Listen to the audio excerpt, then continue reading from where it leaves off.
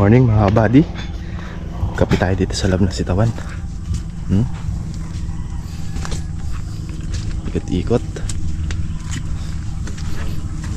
Sarap pagmasdan pag umaga. Nakakadkad yung kanilang mga pamulaklakan. May nagtatanong sa atin ano daw variety nitong sitaw natin.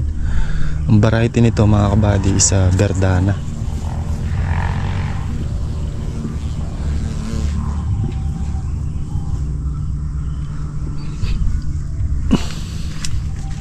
Yan mga kabady hanggang sa ilalim oh.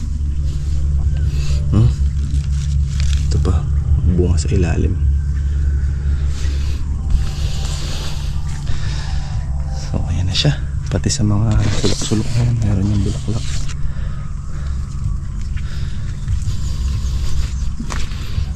Dami oh. Kabilaan yan mga kabady oh. Parehas makapalang bunga at bulaklak.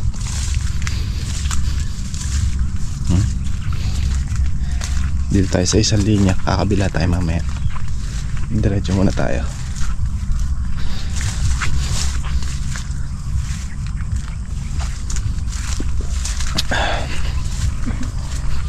May mga nanilaw din eh, no? May mga namatay na sitaw.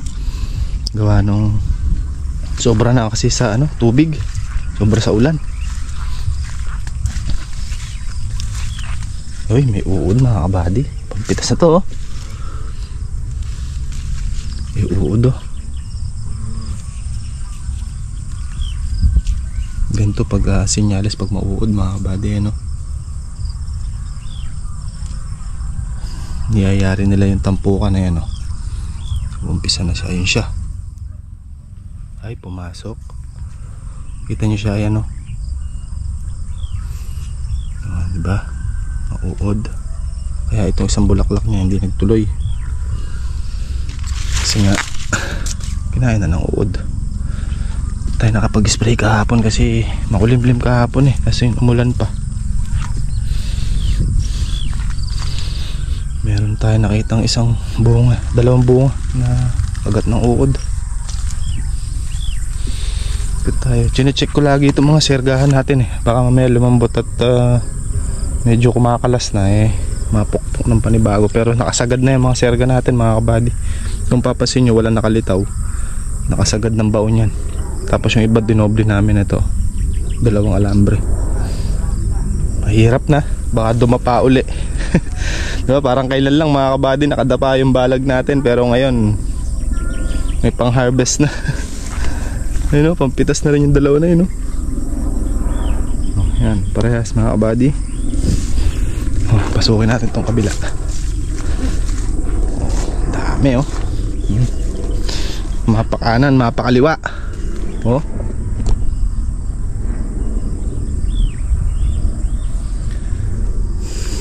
Left and right.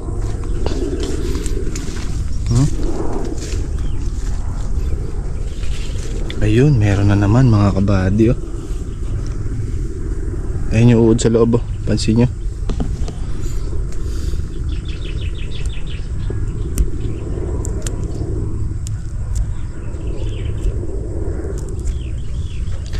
Obligado mag-spray talaga.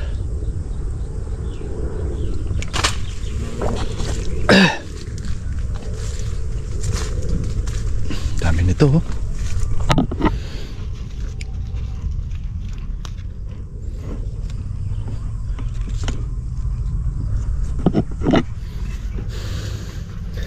Pero pala tayong binili mga kabady ng pang test ng lupa. Hindi ko alam kung accurate to. Pero wala nang mawala kung tetestingin natin. Para makita natin kung acidic na ba yung lupa. Meron kasi mga kalamansing naninilaw na sa tingin ko eh may na siya. Acidic na yung lupa tsaka pinasok na siya ng punggos mga kabady. At tetestingin natin. Testingin natin dito. Bus na yung kape ko eh. So 7.0 ang kanyang pH level, pH value. Testingin natin. Pag umangat sa 7.0, ibig sabihin daw ay alkaline. So pag bumaba, acidic. Testing.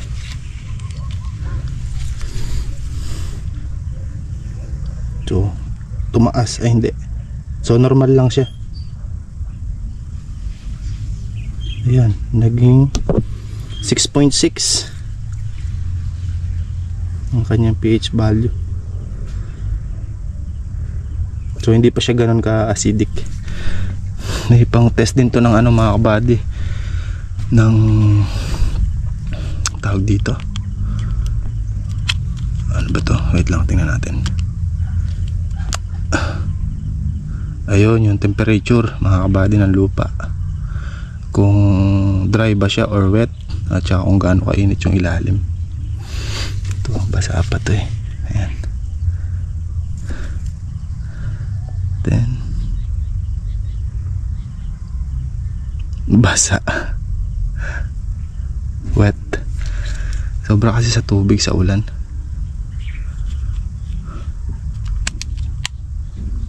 So hindi pa siya, tingnan natin dito nga.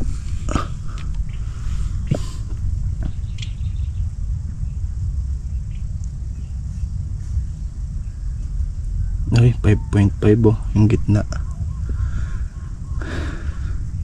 Acidic 4.8. Ayan.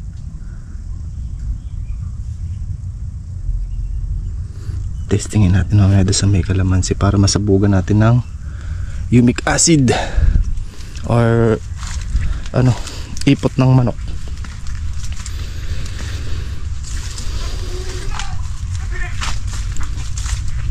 May pampitari ko, tulas. Ito mga kabady oh. Pansinin nyo to. Pagka ganito kasing may sira, mapupunta to sa reject. Hindi siya kasama sa bilang mga kabady. Titimbangin lang.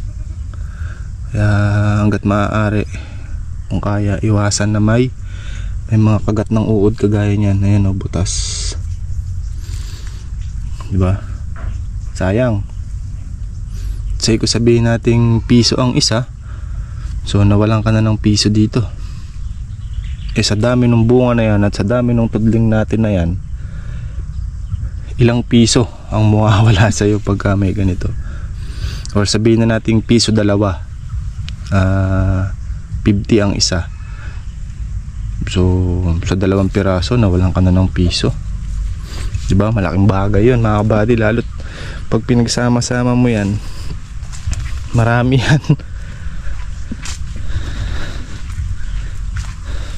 Tingin ko by mga Monday pwede na tayo mag-umpisang pumitas. Makalawa, pwede na yan.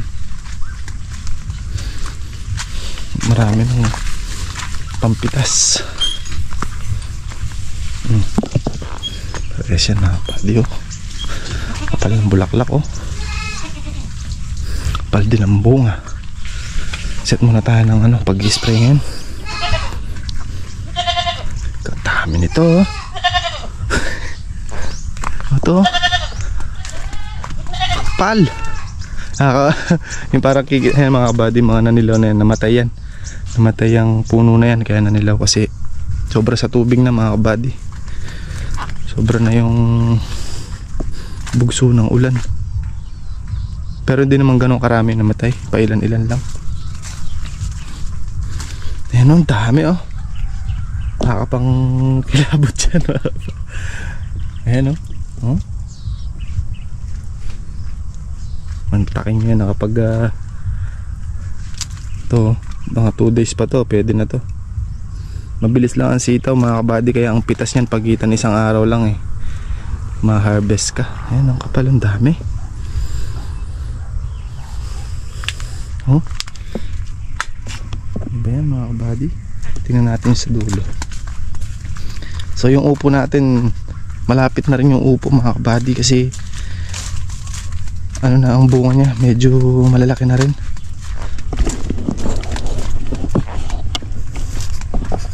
Puntahan natin yung sa gawin dito sa dulo. Loko talaga tong kambing natin, masok dito sa dami. Yung upo natin Pakita ko muna sa inyo. Upo muna tayo. Ayan na, nasa bubong na. Pero nakaprepare na yan. Naprepare na ni Kakaya. May mga letting na sa taas. Ito na yung bungo niya, oh. 10 pesos daw ang upo. Ang isa. Balag yun, ha. Siguro sa gapang mga 5 or 4. Mga ganun. Hindi ako sure. Estimate ko lang yan. Kasi ang balag 10 piso daw ngayon. Yung sitaw, oh. Dami. Jay! Pawalan mo nga yung kambing dyan sa may loob ng kulungan. Loob ng kulungan? Oo, pumasok dyan. Ayan yung upo natin. Kaya buhatin mo lang. Ayan na, may bunga na rin mga buddy. Ayan, mabilis lang din yan. Hindi ka maiinip dyan, malaki yan. Yan, pansinin nyo nga yan mga kabady. Bilang lang tayo ng ilang araw, malaki na yan. Malaki na yung mga bunga yan. Ayan, oh. Ito nyo ito mga kabady. Ayan. Ayan pa. Ayun, ang lalaki sa gawido, no. So kaya ganyan kayabong yan mga kabady. Bago namin siya pinaakyat, ang naging diskarte, bago namin siya pinaakyat, siguro yung pinaka main nya is pinahaba muna namin at least 1 meter mga kabady. Tapos tinanggalan namin ng talbos. Tanggal ng talbos. Yung pagkatanggal namin ng talbos, bawat dahon niya, yung lalabasan ng sanga, naglabas na. Kaya ang pinaakyat namin ngayon, yung mga sanga lang. So yung main yung sanga, yung pinaka principal, hindi namin pinaakyat. Ito siya, oh. Yan. Alam mo, nasa baba lang siya. Ito, oh. So ang papaakyatin lang natin, ito yung puno. Ayan, pansin nyo, gumapang siya. Ayan siya. Ayan siya. Ito, dito siya nakat. Ayan, dyan. So yung mga sanga niya, ito sanga na to mga buddy, ito na lang ang aakyat para yung puno niya nakakapit sa lupa. Kaya kung mapansin nyo, makapal agad siya kasi nga ganun yung naging diskarte namin. Kadalasan kasi yung pinaka main niyang sanga ang pinaakyat o yung pinatutuloy sa taas. Pero hindi ba namin ni Kaka, sabi namin mas magandang tanggalan muna siya ng talbos para umapal na sa baba. At ayun na, tuloy-tuloy na yung pag-akit niya. Kaya pansinin nyo mga kabady, oh, ang kapal. Samantalang ang dalang ng tanim namin dito. Yung mga bunga niya, oh. Yung kabila, ayun, yung kabilang linya, medyo malalaki, ganyan na. Ayun, oh. Hindi lang masyadong kita. May bonus pang sitaw dito. Pansin nyo mga buddy, no? Kabilis lang din yan. Halos magkikita ang pitas nyan. Oh, ayun pa, oh, may sitaw pa dyan, oh. May bonus na sitaw. Ito, may bunga na rin, oh. 2. At saka 2, 4, 5. May bulaklak pa. Ang letting, eh. Ito, ayun pa pala, oh. Paakyatin natin, sayang yan. Ba, ganda ng ating mga tanim. Sabi ko nga sa inyo, lakasal lang talaga ng loob mga kabady.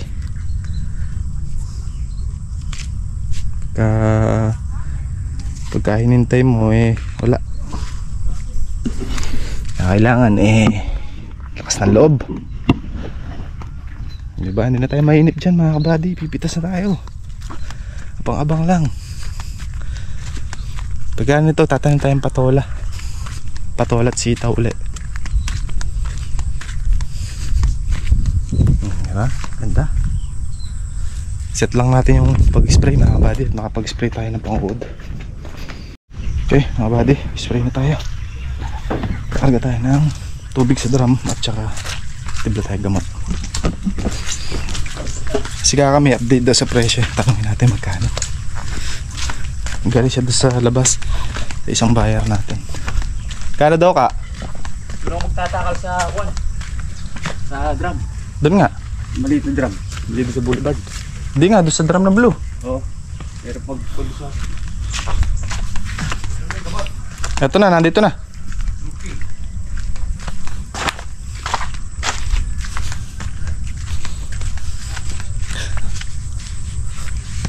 Under niya lang yung makina.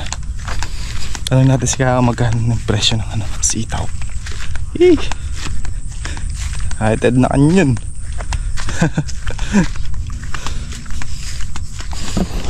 Puno ang sitaw natin, oh. Ay, upo. Danda. Nasi ko dyan pala mga buddy nandun. May pitas na ng okra. Mga buddy, tayo na. Ito, ay, dito ka muna. Para iyo. Mga buddy. Ka, magkano na ano ka? Sitaw ka? 20. Kaya po 70 na. Mangat 80 daw, mga body ang sitaw. Yan sabi ni Kaka. Kayo nga nagtanong kay Chris. Monday, may pipitasin na tayo Monday. Lunis no? Ayaw mo Monday na eh. Hindi, lunis. Lunes, malinis. Linggo. By Monday, nakakapitas na. Chef Bog. Pinakahalaki-laki mo yung At pwede na yun, di mo naman kinakain. pang ano yan eh. Si RJ po ang aming chef ngayon, mga kabady. Yung kung may lagnat ka. Pwede ba to? Oo, dyan. Dali. May kuryente pa yan. Jay, yung lagnat mo 70. Aro? Mga kabady. Luto siya ng sinigang na talapia sa kamyas. Ito yung paksi. Paksi na Jay. Sinigang na paksiw. Sinigang na paksiw by RJ. With dahon ng umaga. Marami doon. Saan? Ito, paano? Yan yung neutral, 7.0. Yung Pag yung ano ng lupa, kung acidic o hindi. babaw mo. Nalis to. Ano pa per layer? Oh.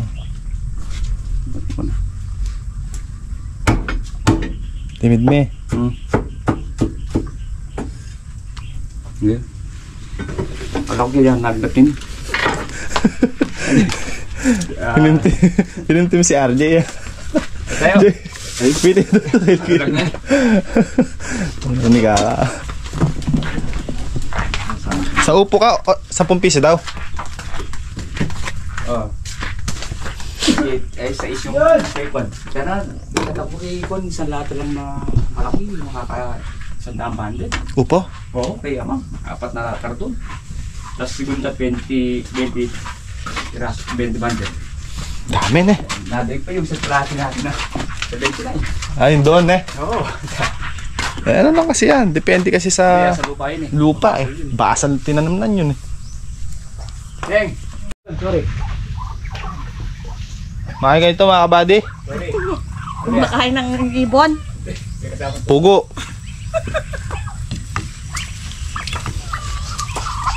Yun o. No, lord na dira mo. Wala nang pa yan, tsaka tukpa. Sukan eh. Anyaman. Bangman. Stew. Gaya na si Kuya Jun. Paano natirang paan ng dinosaur kahapon no? Painit. Init ni RJ ne. Oo. Paano ang dinosaur? Eh. Ba't ganun yung pugo mo ka? Walang paa. Tago, badala ang pa yan. Hindi na ako ni RJ kanina siguro nagtago. Ito may paa. Hindi, nandito yung paa. Chicken Joy. Pala eh.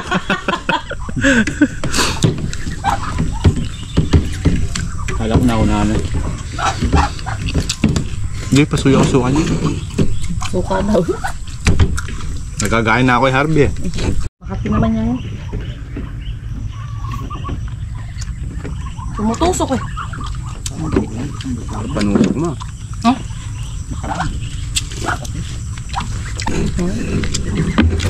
Suka, ano? Yan talaga sa usawan mo. Hindi. Yung mga high blood dyan, bawal to sa'yo. Hindi. 110 lang. Meron kami dyan. Pantes na duguan dyan. Sabas ka?